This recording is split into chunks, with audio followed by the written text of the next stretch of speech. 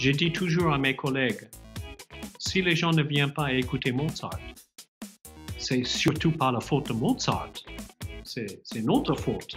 C'est pas parce que Mozart n'est pas assez bien. Bonjour et bienvenue à la capsule Lâche pas, persévère. Notre thème d'aujourd'hui, la musique qui transforme le monde. La première question, le futur des arts. Maestro, tout comme l'OSM, nous avons plusieurs programmes qui permettent aux élèves de découvrir de magnifiques carrières artistiques. Avec ce qui se passe en ce moment, comment le monde des arts va-t-il évoluer et comment la jeunesse pourrait contribuer à son essor, qu'il soit artiste, gestionnaire ou entrepreneur culturel? Cette question est souvent, malheureusement, posée dans une manière avec grande inquiétude et une sorte de confusion. Mais moi, je reste quand même absolument sûr, rassuré et même, particulièrement à ce moment-là, très optimiste parce que je ne vois pas toujours, mais dans les derniers 4-5 ans, j'ai vu émerger une génération de jeunes compositeurs extraordinaires, vraiment au top niveau, et qui m'a rassuré que quand même, notre grand répertoire, notre grande tradition de musique classique, c'est dans les bonnes mains. Ces jeunes, ils vont continuer aux qualités, à cette vraiment niveau visionnaire vers le futur et le 21e siècle, je suis persuadé, va être très riche. Et ça, c'est aussi accompagné avec deux choses remarquantes. Première chose, toute une nouvelle génération de star performers. Vraiment, si on regarde sur la scène aujourd'hui, c'est plein de superstars, super virtuosos, vrais performers qui, par leur charisme, par leur talent, par le cadeau de leur interprétation, ils ont la capacité de vraiment toucher par les grands compositeurs toute la prochaine génération. Et finalement, donc, directeur musical de l'Orchestre symphonique de Montréal, on est constamment en train d'avoir les auditions pour remplir les postes qui sont vacants, qui sont ouverts. Et si on voit le niveau de jeunes qui entrent dans le OSM, on voit que ce n'est pas uniquement Montréal, on voit ça partout, à Berlin, à Hambourg, ici à Paris, où je suis maintenant, à San Francisco, partout. On n'a jamais vu un niveau de préparation, éducation, connaissance, professionnalisme, technique, habilité, imagination, engagement. On n'a jamais vu ça avant. Alors, tout ça combiné pour moi, je suis absolument persuadé, complètement confiant que classical music, ça va continuer vers le futur. Mais la question est, dans quelle forme? Est-ce que les institutions aujourd'hui, avec tout le status quo, est-ce que ça va continuer? Et pour ça, on laisse dans les mains, il faut avoir confiance dans la prochaine génération de voir si les grosses machines, on dit très souvent dans le business, si ça va continuer comme c'était les derniers 30 ans, 40 ans, ou si c'est le moment, avec toute cette nouvelle vague d'énergie, est-ce que ça va évoluer aussi? Second question, Indigenous artists. In 2018, you led the OSM to perform in several Indigenous communities in northern Quebec. As you may know, Youth Fusion has had many projects in these regions for the past 10 years. Could you please tell us about this experience being in the communities and working with Indigenous artists? It's an important question because the theme of Indigenous artists is a universal theme. Of course, it's very pertinent for Canada history, but as you know, I'm an American in the USA. It's an enormous subject. And we were just on tour in Mexico, and Mexico was very interested in the projects that we have done with the indigenous communities because the presenters of the concerts we spoke to said in Mexico they also have quite a bit of importance attached to this subject with the indigenous peoples before the Spanish explorers came and discovered and populated Mexico. So I think it's a theme that really is a universal theme. We went, it's true, in 2018, but this was the second trip that we made.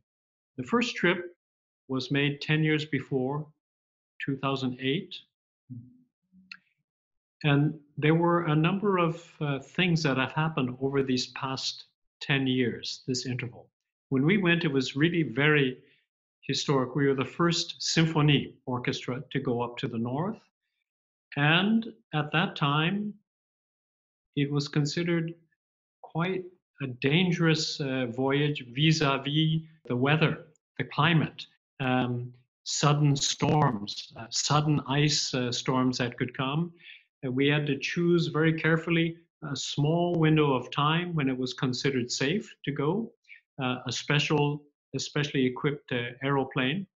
And we were told that if we miss this window of time, we might get stuck in the north. So it was quite serious. And the group of musicians from the OSM who went with me, it was like we were discovering a new world that at the same time was our next door neighbor. It was very strange. We, as you know, the OSM, we tour all over the world, to Tokyo, Moscow, Berlin, Londres, Paris. But to go to our next door neighbors was, and to feel that we had so much to discover. This was, I think, psychologically for the OSM, a profound feeling. How can you be a community if you don't know who your next neighbor is? We felt a tremendous responsibility because of that. And finally, for me, there was a big joke of when we went up to Nunavik, because everyone said in both the OSM and in Kuujjuaq, where we went for the first time, hey, Maestro Nagano, he looks like we do. He looks like one of us. And I looked in the mirror, and it's true. Because of my Asian ancestry, I really look like I fit in just perfectly. So this was quite a joke for both the local community and also for the OSM. Gee, is Maestro Nagano, is he really from up north perhaps, and not really from San Francisco? We all agreed it was quite a joyous encounter between the OSM, myself, and a number of communities. It was a real tour that we left with a feeling of friendship. And we said, okay, we will come back again. If you can come to Montreal, we would love to be your host, but we will come back and visit you again. 10 years later, things were very different. There was a national discussion about trying to come to terms with the politics of the past and the treatment of the past, the tension between the indigenous peoples and the prevailing governments. Also a huge and very relevant discussion about climate change, the effects on CO2 on the atmosphere, the melting of the polar ice caps, the pollution that we are creating. When we returned, the political context was completely different. And the climate was going to be completely different, even though we were going up at about the same time of the year. So this time we took a very different program. We felt it was important through music, very closely to actually what you do in your group, but in this case it was tied to a very large symphonic orchestra. Mm-hmm. We did not want to go simply as a typical tour where we play our normal repertoire, say hello, do a concert, and then leave. We wanted to have a more complex dialogue, a real conversation, a real exchange of communication to try to understand each other more. And as we know, talking sometimes is the worst way to communicate. Words really can get in the way. Music is something that everyone shares, everyone has an emotion for. It's a communication that's almost biologic, very natural. And we decided that what would be interesting for the second tour is to write a piece, to create a piece together. I suggested a traditional classical composer who could write symphony, write an opera. But for the opera, we chose a librettist who could write in Cree, one of the languages of the Great North. He could also write in Inuktitut and other languages of the North, because this is where he came from. So already this combination was quite unusual, to have First Nations librettist and to have someone from Toronto, Montreal, New York writing the music. We were not sure what would happen with this collaboration, but we were quite excited when the two men, Thompson Hiley and Matthew Ricketts, they had an explosion. It was such a provocation of new ideas which came out, and it was like a creative nuclear fission that made a completely different dynamic for this tour. We built it together. We built it as a real hand-in-hand collaboration. OSM could not do it by ourselves. The communities could not do it by themselves.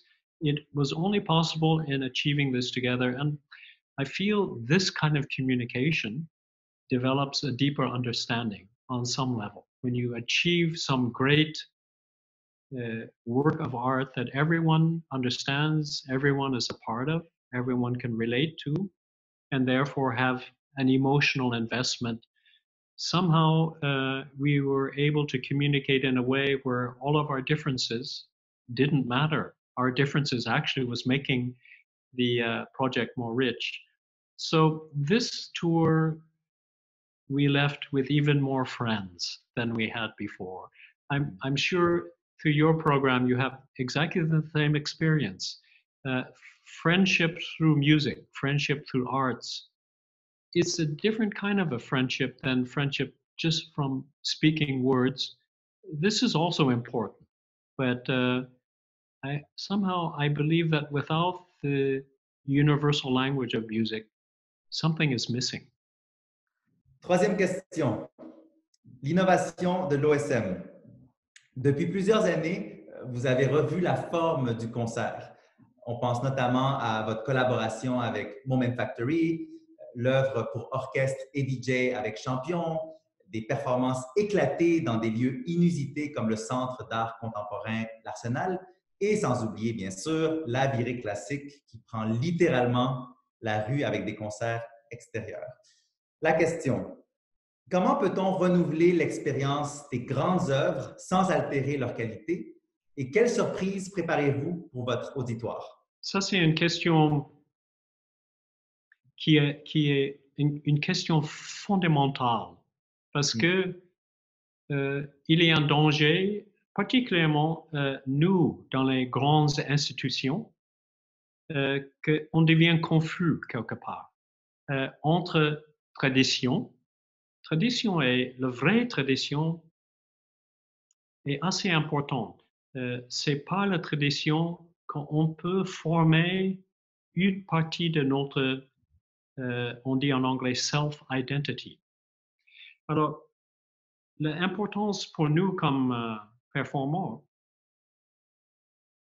est d'orienter qu'est-ce que c'est qui touche la prochaine génération, parce qu'on était tous jeunes.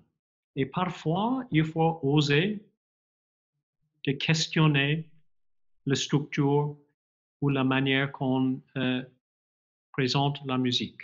Je dis toujours à mes collègues, si les gens ne viennent pas écouter Mozart, c'est surtout pas la faute de Mozart, c'est notre faute. C'est pas parce que Mozart n'est pas assez bien. Ça, c'est absolument ridicule. Si les gens n'apprécient pas Beethoven, c'est pas la faute de pauvre Beethoven. Il ne faut pas ajouter les trucs pour faire décorer plus amusant. Non, présentez Beethoven dans la vérité et il va toucher tout le monde. Parfois, ça veut dire on invertit le programme. Parfois, on dit qu'on pour sentir la passion de Beethoven, peut-être c'est bien de quitter maison symphonique, aller dans une fois on a joué un concert dans un brewery, à Molson Brewery, une fois, juste pour euh, casser la structure et présenter dans une autre manière. On a voulu présenter la cinquième symphonie de Beethoven, une symphonie qui essaie d'encapsuler tout le révolutionnaire espoir de la Révolution française. Et on a entouré ça avec historiquement sur Rwanda génocide et la révolution qui s'est passée là, la catastrophe. Général de l'air qui vient de Montréal était le thème, comment il a essayé d'adresser cette situation, un vrai héros dans ce format de musique de Beethoven. J'ai voulu quand même présenter cette œuvre pas dans une manière où c'est encore une fois da da da da. Ah oui, trois notes égales qui arrivent à minor third en bas. Non, j'ai voulu que notre public sente où vient toute cette émotion et passion et énergie derrière cette œuvre. Si vous aviez un jeune qui, lui ou elle, est démotivé en ce moment, qu'est-ce que vous lui diriez? This is a very important question, and it's one that cette question me touche actuellement parce que j'ai une fille formidable. Ma femme et moi, on se sent vraiment chanceux d'avoir une fille comme elle, mais elle passe un trajet maintenant qui est difficile et c'est le même trajet que moi j'ai traversé, ma femme, toutes les générations avant. Il faut traverser ce trajet. Elle vient de terminer un moment plutôt privilégié. Elle était 4 ans dans une université. Oui, bien sûr, elle a eu besoin de travailler très fort, mais la structure de sa vie, l'organisation des classes, les professeurs, une sorte de hiérarchie de qu'est-ce qu'il faut faire, un timeline, un real schedule, les examinations ils vont venir dans 3 semaines. Tout était structuré, tout était fait pour elle, pour organiser sa vie. Ça veut dire, je ne veux pas dire que c'est facile, c'était très difficile. Parfois le cours était extrêmement challenging. Alors, elle a besoin de ne pas dormir pendant 3 jours, juste à accomplir ce qu'elle doit faire. Pas une question d'effort. Ce que je veux dire est vis-à-vis de construire la façon de vivre. Ça, c'était plutôt structuré autour d'elle. Comme c'était fait à l'école, à la collège et dans l'école primaire et tout ça, et soudain maintenant, depuis 2 mois, elle n'a plus cette structure parce qu'elle vient d'avoir son diplôme, elle fait son graduation et elle doit entrer dans un monde où elle gagne sa propre vie. Alors, il y a cette période de suspension et elle souffre des doutes, elle questionne qui est moi, qui est-ce que je suis? C'est clair que je ne suis pas mes parents. Oh mon Dieu, heureusement, je ne suis pas non, mes parents, je suis quelqu'un d'autre, mais qui est ça? j'y pense et j'ai eu des bons amis, mais après l'école est terminée, ils ont disparu. On voit que les amis et moi, on va dans des trajets différents.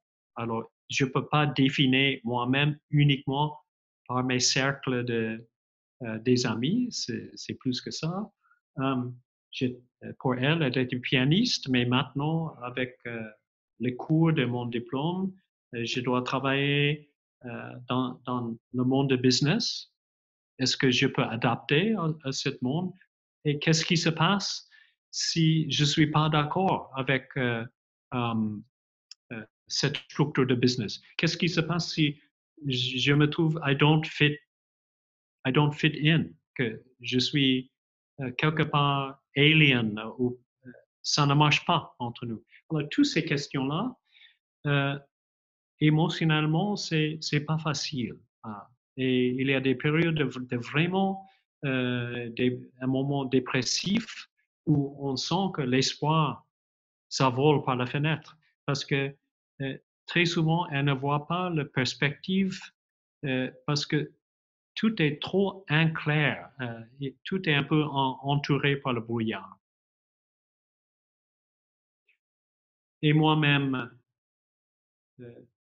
j'ai passé à son âge le même pont et j'ai essayé de rassurer que elle n'est pas très contente quand je dis ça, mais c'est pas la dernière fois. En fait, pendant l'évolution de la vie, on est obligé de passer par cette même pont plusieurs fois. On peut dire régulièrement. Mais la clé est pas qu'on va avoir une réponse. It's not that you're going to have an answer. Il n'y a pas de, there's no answer. Tout ce qu'on peut faire est de poser des bonnes questions. Et de poser des bonnes questions, ça c'est vraiment un art. To ask the right question, it means you have to be engaged. You have to search et trouver par cette recherche qu'est-ce que c'est qui vraiment font les priorités pour moi? Quel est mon système de valeurs? Que correspond avec les choses que vraiment, au fond, je me sens la différence entre correct et pas correct. My advice, mon conseil, est de oser de poser les questions. Et ça, si on pose les bonnes questions, on trouve quelque part un moyen d'avancer. C'est through asking the questions, you find some way to go forward. Mais l'opposé ne pose pas de questions et ce qu'on appelle d'être complètement cynique. Parce que si on ne pose pas les questions, c'est une façon de dire que je sais déjà tout. Et ça, c'est un peu difficile si on sait tout en français parce qu'il n'y a pas une raison. Et normalement, si on confronte quelqu'un qui pense qu'il sait tout, on dit à soi-même, peut-être pas. Alors, ça, c'est tout ce que je peux dire avec maintenant ces cheveux gris. Mais quand même, quelqu'un qui reste dans le monde de créativité, oser de poser les bonnes questions. Merci, maestro. Si je peux juste ajouter un grand bravo pour ce que vous faites. C'est formidable et très bonne continuation.